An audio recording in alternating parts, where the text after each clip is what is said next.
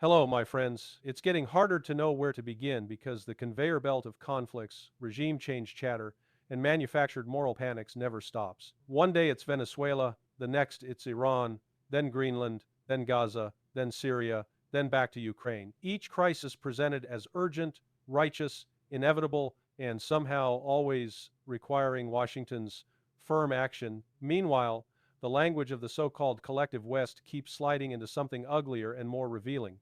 Not diplomacy, not law, not restraint, but open talk of abduction, coercion, and escalation wrapped in slogans about human rights. You can see it in the most grotesque little soundbite that has now become normalized. A senior Western official is asked, "You could kidnap one world leader, who would it be?" The answer comes back without hesitation: Putin. Take him into custody. Hold him accountable. That is where the Western mind is drifting, kidnapping heads of state as casual entertainment, as if this is how international order works now.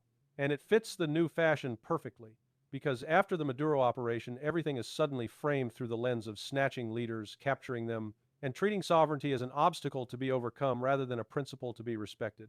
The West is teaching the world that power is the only rule, and then acting surprised when others conclude that deterrence is the only language the West reliably understands. Start with Iran, because that is where the U.S. propaganda machine is now pointing its moral flashlight. The New York Times is reporting that the Trump administration is looking at various options to strike Iran. The Wall Street Journal is reporting the same general direction. Meetings have happened, options are being discussed, and there is a military buildup underway in the Middle East, similar in feel to the buildup that preceded the so-called 12-day war. The New York Times framing is almost comical in its cynicism. Trump is briefed on options for striking Iran as protests continue. In other words, the justification offered to the public is not an actual attack on the United States, not a clearly demonstrated imminent threat, but protest domestic unrest in another sovereign country turned into a pretext for American military action and, inevitably, the familiar regime change dream. And the rhetoric is being poured on thick. Trump posts on Truth Social that Iran is looking at freedom perhaps like never before, and that the USA stands ready to help, punctuated with exclamation marks, as if this is a humanitarian mission rather than the opening chapter of another destructive escalation. So now the United States goes to war, or attempts regime change, to protect protesters. A couple of weeks ago it was narco-terrorists, now it's protesters. In the Bush Jr. era, it was always some other packaged reason. The mechanism never changes, only the label on the box. When a political system starts talking like that, it invites a predictable kind of catalyst. My view is simple. If this track continues, you should expect a staged incident, some kind of false flag or protester-centric event designed to be televised and weaponized. Something like Maidan 2014 inches, its function. A moment that gets framed in a single emotional narrative, blasted across the media ecosystem, used to box the administration into doing something, while the planning has already been underway behind the curtain. And the point is not whether every detail will be provable in real time. The point is that the escalation machinery is already turning. The New York Times and the Wall Street Journal are effectively documenting the gears: meetings, options, planning. Once you step onto the regime change escalation escalator, it is politically difficult to step off, because backing down becomes weakness, and the bureaucracies that profit from intervention always have a new reason to push forward. From Iran, the news cycle lurches to Greenland, and you can almost feel the European anxiety behind the headlines. The Daily Mail claims the Trump administration is meeting to discuss invading Greenland, citing UK sources and diplomatic cables. I don't automatically buy the invasion framing. If Washington truly wants Greenland, it doesn't need a Hollywood invasion to get it. It can sit down with Denmark, the EU, and NATO, state its terms, apply pressure, and let's be honest, there's not much Europe can do beyond performative outrage and self-harm. That is the core fact Europe refuses to face. Europe has become so dependent, so strategically hollow, that it cannot credibly resist American demands if Washington is determined. The Daily Mail tries to rationalize the story with theories. One, that it's a distraction from U.S. economic troubles ahead of midterms. Two, that it's a scheme to dissolve NATO by forcing Europeans to quit after a Greenland crisis because Congress won't allow Trump to withdraw. The second theory reads like a narrative designed to protect NATO's image. It allows the alliance class to say, this isn't the U.S. humiliating NATO, this is some complicated plot. But it doesn't really add up.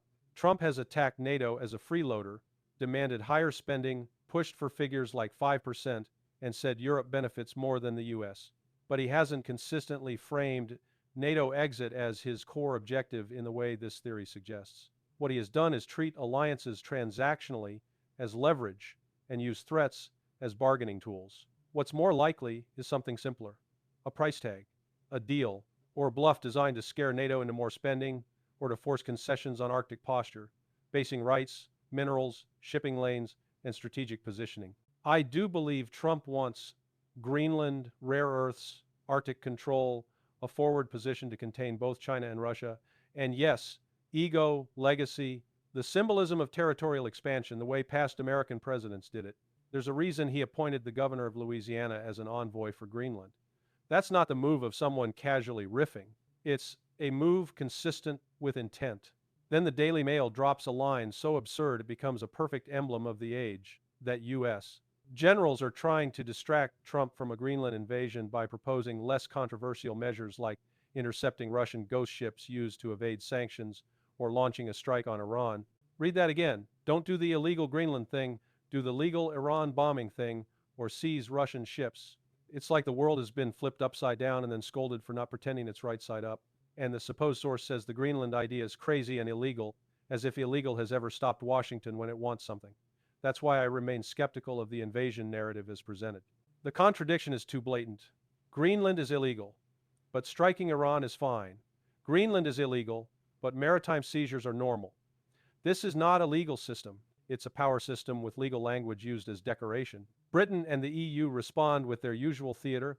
There's talk that Starmer might suggest troops to Greenland to calm Trump's security fears. Troops? Britain can barely scrape together 7,000 deployable troops for its Ukraine fantasies, and now it wants to posture about Greenland.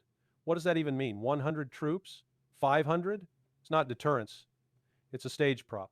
Then the EU leaks its own fantasy, drawing up sanctions plans against U.S. tech companies and banks if Trump rejects a proposed NATO deployment to Greenland. Sanctions on the United States. Ursula can draw up as many plans as she wants. The question is whether Europe can enforce them without detonating its own economy and political stability. Everyone knows the answer. From there, the carousel swings to Gaza. The Wall Street Journal reports Israel is ready for a new ground attack. Hamas, it says, is ready to give up heavy weapons under Phase 2 of Trump's peace plan disarmament, but refuses to give up small arms. Heavy weapons, yes; small weapons, no. That refusal is deemed unacceptable, and Israel is ready to move. The only thing holding it back, according to the reporting, is Trump's green light. Once he gives it, the operation restarts. Again, the pattern: conflicts pause, waiting for Washington's signal, not because Washington is a neutral mediator, but because Washington's permission is the trigger. Then Syria, another case study in how regime change propaganda collides with ugly reality. Fighting in Aleppo between al-Jawlani's forces and the SDF may have calmed temporarily, but anyone pretending Syria is stabilized is lying or delusional. The United States is striking Syria in retaliation for the killing of U.S. personnel, 2 military members and an interpreter, around December 18 or 19. The stated rationale is targeting ISIS elements. Yet the Syrian militant ecosystem is full of blurred lines, rebranded extremists, and shifting alliances.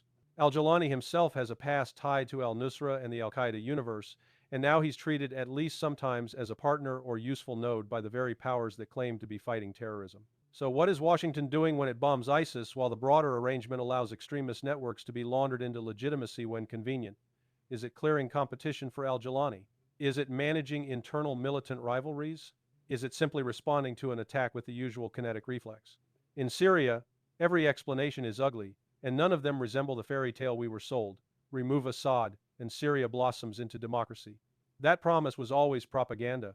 The likely outputs are fragmentation, militia rule, foreign interference, and a permanently broken state. And the European Union, true to form, contributes with pure optics. Ursula von der Leyen and Council President Costa traveled to Damascus to meet al-Jawlani, speaking about hope and renewal, recovery and reconstruction, posing respectfully with a man whose past is tied to extremist violence. It is geopolitical cosplay dressed up as morality.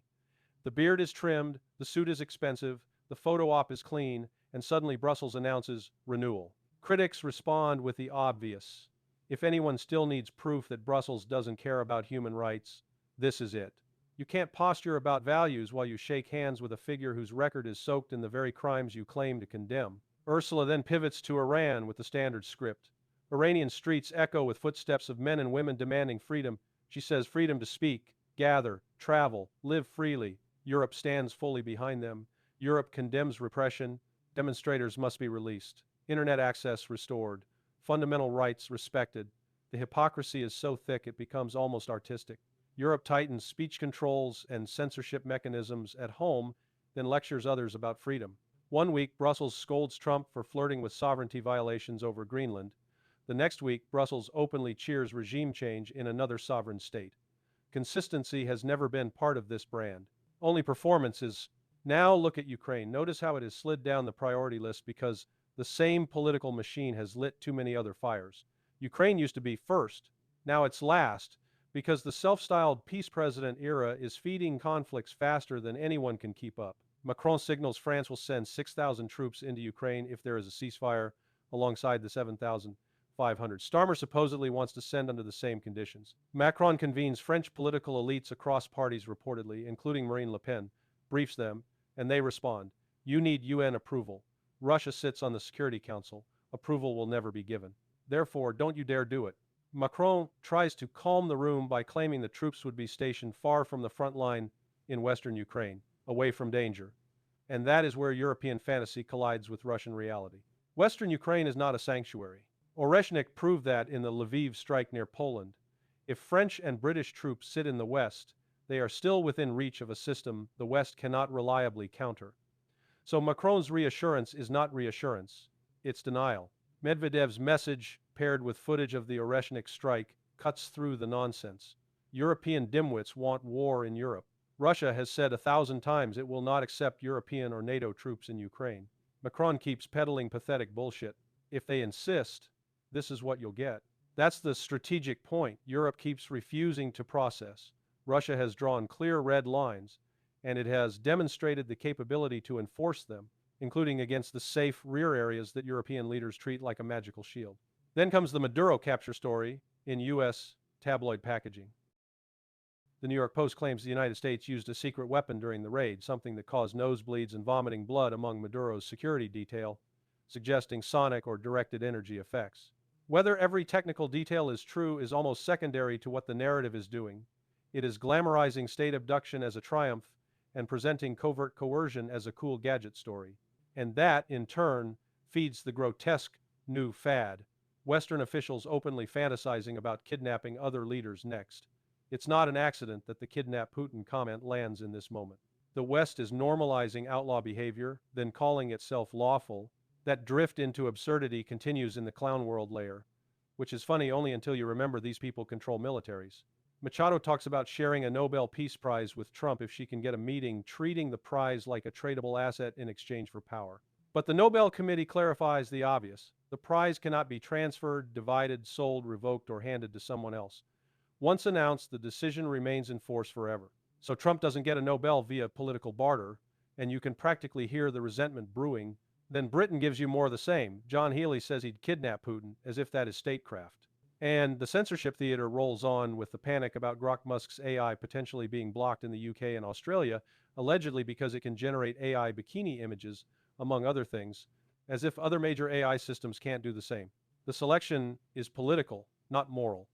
Governments want to target Musk's ecosystem while simultaneously claiming they are protecting the public. Someone points out that other AI tools can generate the same content. The outrage is selective. Musk replies that they want to suppress free speech. And that's the real through line. Censorship at home, moral lecturing abroad, sovereignty for friends, regime change for targets, law for others, kidnapping fantasies for themselves. So when you stitch all of this together, Iran strike planning justified by protests, Greenland hysteria wrapped in NATO face-saving narratives, Gaza ground war readiness waiting for Trump's nod, Syria strikes amid extremist rebranding and EU photo-op hypocrisy, Ukraine troop fantasies shattered by the Oreshnik reality check, the Maduro capture mythos feeding a new kidnapping fad, and the censorship theater aimed at political enemies, you don't see a coherent Western strategy. You see a system addicted to escalation and performance. You see a political class that treats international law as a costume and coercion as a habit. And you see why Russia's posture resonates far beyond its borders. because it exposes the rules-based order as selective and self-serving, and it forces the uncomfortable conclusion that what the West calls law is often just power-wearing makeup. If Western officials can casually talk about kidnapping a world leader, if war can be floated because protests happen in a foreign country, if sovereignty is sacred one week and irrelevant the next, then the only stable answer for any serious state is deterrence, independence, and refusal to accept the West's moral blackmail. That is the world we are now living in, one where the West keeps demanding others obey, rules it no longer even pretends to follow consistently, and where every new crisis is simply another excuse to push the escalator one step higher. And that is where this ends, not with a neat resolution, not with a triumphant values win headline, but with a simple recognition of what the pattern now tells us. The collective West has entered a phase where it substitutes performance for strategy and slogans for law, while steadily normalizing behavior that if practiced by anyone else would be called criminal, barbaric, or destabilizing. When senior officials can casually fantasize about kidnapping heads of state, when war planning is marketed as helping protesters, when the same people who lecture the world about sovereignty flirt with taking Greenland, when they shake hands with rebranded extremists in Damascus and call it hope and renewal, when they threaten sanctions on the United States with a straight face as if Europe still holds real leverage, and when every conflict from Gaza to Syria to Ukraine is reduced to a question of whether Trump will give the green light, then what you're looking at is not leadership. It's a spectacle. Europe, in particular, is trapped. It wants to appear morally upright while acting geopolitically dependent. It wants to talk about rules while living under American permission. It wants to threaten and posture while lacking the industrial base, energy security, and political cohesion required to sustain those threats. So it stages meetings, drafts, sanctions plans, issues statements, and performs outrage while quietly calculating how to accommodate the next demand from Washington because it knows it cannot actually resist. That is why the Greenland story matters. Even if the invasion framing is exaggerated, it exposes the alliance's imbalance and Europe's impotence. It shows how quickly unity becomes humiliation when the dominant power decides it wants something. And Washington, for its part, is escalating across multiple theaters at once: Iran, the Arctic, Gaza, Syria, Ukraine, without any coherent hierarchy of priorities and without any credible restraint mechanism other than the mood of the White House on a given day. That's not a rules-based order. It's personality-based geopolitics. It is governance by impulse, with a bureaucracy that constantly offers options that curiously always lead toward force, sanctions, seizures, covert action, and the temptation to make an example out of someone. In that environment, Russia's position becomes clearer not because it is saintly, not because war is ever clean, but because it is consistent and anchored in hard realities rather than moral theater. Russia is telling the West repeatedly that there are red lines it will enforce. It is telling Europe that troop fantasies in Ukraine are not a game. It is demonstrating through capability, reach, and deliberate signaling that there are consequences for escalation and that safe zones and rear areas are concepts that can vanish overnight when a modern state chooses to impose strategic costs. It is also showing, in episodes like the maritime confrontations and the broader coercive environment, that it understands how the West uses pressure, financial, informational, kinetic, and that it intends to meet that pressure with its own leverage rather than with pleas for fairness. So the ending is not a comforting one. The ending is a warning that the world is sliding into a more openly transactional, coercive, and dangerous phase because the West is teaching everyone that legality is optional, that sovereignty is conditional, and that force is an acceptable tool for shaping outcomes whenever the right public relations slogan can be attached. The more the West normalizes abduction fantasies, regime change agitation, censorship at home, and military escalation abroad, the more it accelerates the global drift toward blocks, deterrence doctrines, and hard separation, because no serious state can build its security on the shifting morality of an American administration or the hypocritical posturing of Brussels. And if that sounds grim, it should. Because the logic of this escalator is simple. Once you convince yourself you are the guardian of virtue, you stop seeing your own actions as aggression. You start seeing them as necessary. You start inventing reasons, protests, ghost ships, humanitarian slogans to justify whatever you already wanted to do. And that is exactly how wars expand. Not through one dramatic decision, but through 1,000 little rationalizations that make the next escalation feel normal. The only sane exit from this cycle is restraint, realism, and the recognition that you cannot build a stable order by kidnapping leaders, bombing countries for their own freedom, and rewriting sovereignty as a privilege granted by Washington. If the West refuses that recognition, then the rest of the world will draw its own conclusions, and those conclusions will not favor European comfort, Western credibility, or global stability. That is the end of the thread. A world in which performance has replaced principle, coercion has replaced diplomacy, and deterrence has replaced trust. Because trust cannot survive in an order where the loudest rule is simply this: we do what we want, and we will call it moral afterward.